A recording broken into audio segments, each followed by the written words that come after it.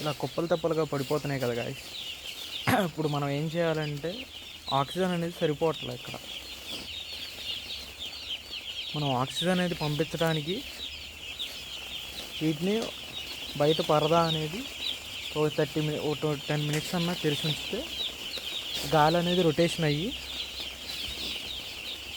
చూసారా ఇక్కడ జస్ట్ పెట్టిన వాటికి ఇవి కుప్పలుగా పడిపోతున్నాయి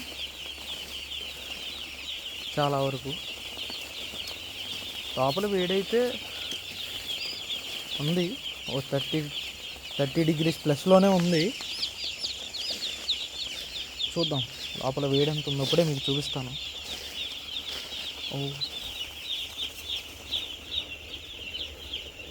అది పైన సీలింగ్ అది ఉంది, అందుకే మీకు 35 అని చూపిస్తుంది. కింద అయితే 2-3 డిగ్రీస్ తక్కువే ఉండిద్ది.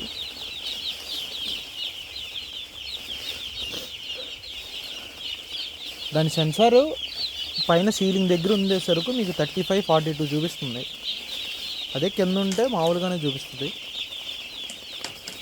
బ్రూడింగ్ని అయితే ఇలా సెటప్ చేసుకోవాలి. కొంచెం నా దగ్గర కొంచెం బడ్జెట్ లేదు కాబట్టి ఎక్కువ నేను టర్బో ఫీడర్, జంబో ఫీడర్లతోనే పెట్టేశాను.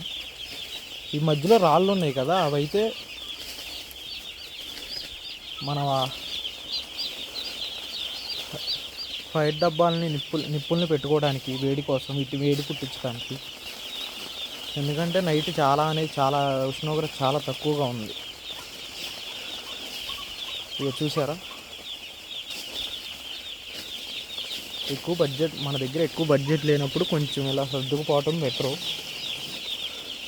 ఎందుకంటే నాది చిన్న షెడ్డు, అమౌంట్ అనేది కూడా ఎక్కువ రాదు. ప్రజెంట్ అయితే చిన్న షెడ్ మీదే ప్లానింగ్ చేస్తున్నాం మనం.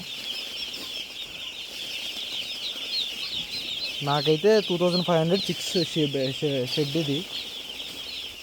అందుకే ఎక్కువ ఇన్వెస్ట్మెంట్ కూడా పెట్టదలుచుకోలేదు నేను. అందుకే ఇలా లాగిచ్చేస్తూ ఉన్నా ప్రజెంట్ అయితే. చూడండి,